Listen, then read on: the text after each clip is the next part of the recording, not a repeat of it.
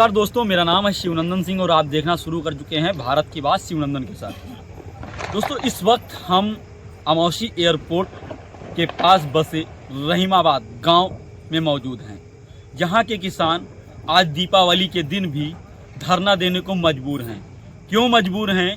क्योंकि इनका कहना है कि अमौसी एयरपोर्ट जिन्हें कब्जे में दिया गया है वो अडानी ग्रुप है और अडानी ग्रुप अब इनकी ज़मीन पर जबरन कब्जा कर रहा है। ऐसे में हम यहाँ बैठी महिला किसानों से ही बातचीत करेंगे कि क्या कुछ दिक्कत समस्या है, क्योंकि कहते हैं कि जब प्रभु रामलला तिरपाल के नीचे थे तब इसी भाजपा सरकार ने उनसे वादा किया था कि रामलला हम आएंगे और मंदिर वहीं बनाएंगे। मंदिर बन भी गया, रामलला तिरपाल से मंदिर के अंदर पहुंच गए, लेकिन प्रभु श्री राम तो अपने मंदिर पहुंच गए, लेकिन आज ये किसान इस तिरपाल के नीचे बैठने को मजबूर हैं। यानी एक तरफ प्रभु श्री राम को आशियाना दिया जा रहा है और इन्हीं के घरों से बेघर किया जा रहा है। अम्मा, बात की जाए तो आप यहाँ धरने पर बैठी हुई हैं, क्या कुछ कहेंगी? हम बेटा कहेंगे ये, हम आज 11 रोज हो गई हैं हमको यहाँ बैठे बैठे और मेरी सुनवाई कोई नहीं करता है। हाँ। और हम लोग बच्चे सब यहाँ दिन रात बैठे हैं धरने पे। अब क्या कहें क्या नहीं, हमारी कोई ना मोदी आता है, ना जोगी आता है, ना कोई नेता आता है, ना कोई सुनवाई ही नहीं करता है। अच्छा। क्या भूखे प्यासे यहीं मर जाएं हम लोग? और हमारी सुनवाई जब होएगा, जब मेरी जमीन या तो वापस दे और या तो हमको मुआवजा दे, तो हम धरने पे से हटेंगे नहीं। यहीं पे रात दिन हम लोग यहीं रहेंगे। कल भैया दूज का त्योहार भी है, तो आप लोग जाइयो ना घर और का? नहीं, घर हम नहीं जाएंगे, मैं यहीं में रहूंगा। भाई दूज नहीं मनाओगे? नहीं, भाई दूज हम नहीं मनाएंगे, भाई दूज यहीं पे मनाएंगे। कब तक ये सब चलता रहेगा? ये जब तक ये मेरी सुनवाई नहीं होएगा बेटा, तब तक हम कहीं नहीं जाएंगे। चल। अच्छा, ये डंडा काहे रखे हो? ये बताओ। डंडा वंडा है, ये महादेव जी का डंडा है कि ये धर तेरी की लब तेरी की सब होएगा। अच्छा। हाँ, लेकिन जमीन ना छोड़ो पर। जमीन ना छोड़ा।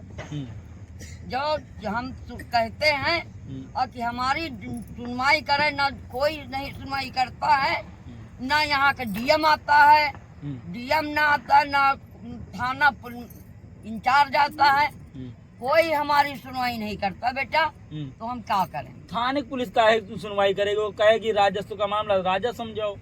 वो राजा नहीं समझेगा, कुछ नहीं समझेगा। जब तक समझेगा नहीं तब तक हम धरना पड़ते उठेंगे नहीं। जब तक कि आपकी मांग नहीं मान ली जाती तब तक आप धरने पर बैठी रहोगे। हाँ। उनकी शादी करनी है तो बहुओं को कहाँ रखोगी?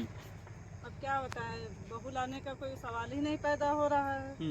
जब वो हमारी जमीन ही ले लेंगे तो हम लोग उनको कहाँ रखेंगे? इतनी महंगी शादी हो रही है, इतना हर चीज महंगाई बढ़ गई है, तो बहुओं को आजकल बेटी कोई देता है तो घर द्वार देख के देता है। जब ना हमारे घर रह जाएंगे, ना मेरी जमीन रह जाएगी, तो हम लोग कहाँ से लेके आएंगे?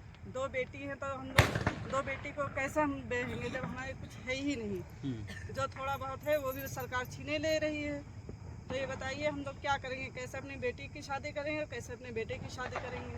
हमारा लोग फैसला करेंगे। पुलिस वाले जैसे भेजे तो ऐसे भेज देंगे। हम देले हमारी जमीन नहीं यहाँ पे मिल जाएगी, हम हटने वाले नहीं है यहाँ से। हाँ, या तो हमको मुआवजा दें, हमारे घर रहने के लिए नहीं है। हमें आँखें हमारी खराब है, हम दवाई डाल डाल के यहाँ बैठे हैं, मच्छरों से देही हमने नचा रहे हैं, यहाँ पे सुबह से बैठे हैं, कोई हमारा सुनते नहीं है यहाँ पे। हाँ भैया, हम भूखे प्यासे, हम लोग, हमारे बच्चे, हमारे गांव के सब लोग यहीं पे मर रहे हैं भूखे प्यासे, मच्छरों से रात को देही नचाते हैं। और हमारा जले जमीन का हमारा फैसला न करके दे। बिटिया है? हाँ, बिटिया है, मेरी कुंवारी है बिटिया। शादी अभी शादी कैसे करें? कैसे करें? जमीन मेरी लिए ले रहे हैं, कैसे शादी करें? मैं गरीब आदमी हूँ, कमा के लाते हैं तभी खाते हैं। तो ये बताइए भैया, हमारा जमीन का फैसला करेंगे तभी हम लोग यहाँ से उठेंगे ना। मेरी माता बहना सब यहीं बैठी रहेंगे। निश्चित कर लिया है, यहीं पे सब लोग मरेंगे। हमारे जो भाई लोग बैठे हैं यहाँ, जितनी औरतें हैं, जिस दिन काम लगाने वो आ गया, इस दिन हम लोग इतना ऐसे जैसे बता रहे हैं मरेंगे, मर जाओगे तो आपकी जमीन नहीं छीन तो जाएगी। क्या छीन तो वो ऐसे रहा है, ऐसे तो छीन रहा है। तो ऐसे लड़ाई भी तो लड़ रही हो आप यहाँ। हाँ, लड़ रहे हैं। जब नहीं सुनेगा तो फिर यही करेंगे। उधर देख रहे थे कि तार वार भी बांध दिए गए हैं। हाँ, तार तो बांधे गए हैं, नुकसान कर रहे हैं। गाड़ी लाइक पलवा लेके जा रहे हैं, अरहर खड़ी है सब उल्टा सीध का। वो अन्न नहीं खाती है सरकार, अन्न तो खाती है ना। अन्न तो सभी खाते हैं, तब अन्न किसी को नहीं दिखाई दे रहा है। पुलिस वाले हैं, दरोगा साहब हैं, SDM हैं, इनको अन्न नहीं दिखाई दे रहा। किसी का अन्न का नुकसान हो रहा है, दिखाई दे रहा है ना भाई। वो भी अन्न खाते हैं, हम भी अन्न खाते हैं, तो हम लोग तार नहीं बांधेंगे।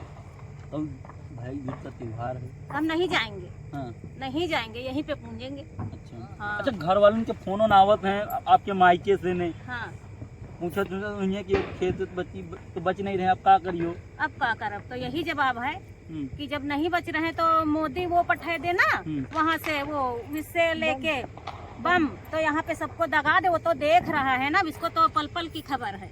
हाँ, कहाँ का हो रहा है, तो भेज दे यहाँ पे, तो हम लोग सब मर जाए। यही बच्चे सारे, किसान लोग, आदमी जितने औरतें हैं, सब यहीं पे मरेंगे और क्या होगा।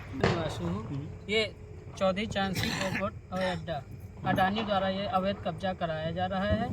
ये भीमराव अम्बेडकर बाबा साहब, ये दलित समाज के थे। इन्होंने संविधान लिखा था। संविधान के खिलाफ ये अडानी एयरपोर्ट और हमारा शासन प्रशासन जो है चल रहा है खिलाफ, संविधान के खिलाफ ये काम नहीं कर रहा, संविधान के तरीके से। अच्छा, संविधान के तरीके से काम नहीं कर रहा है। वो हमारा कब्जा अवैध करा रहा है। जो कागज हम लोग के हैं, तो कागज DM और SDM जो हमारा कागज मानने को तैयार नहीं है। तो कहता है तुम्हारे कागज फर्जी हैं। उनसे अदालत में कागज मांगे जाते हैं, तो जो वो जिराब कॉपी देते हैं, दिखाते हैं, वजन फोटो कॉपी यानी जिसका कहते हैं। हाँ, जिसको फोटो कॉपी कहते हैं, वो दिखाते हैं अदालत में। वहाँ पर वो जज जो बैठे हैं, वो भी जहाँ तक बिके हुए हैं, जो भी फैसला करते हैं उनके। न्याय व्यवस्था को तो कहा गया है कि वो कभी नहीं बिकती। वो इस समय सब बिक जाता। आंखों की पट्टी उतारने से कहीं न्याय नहीं होता है।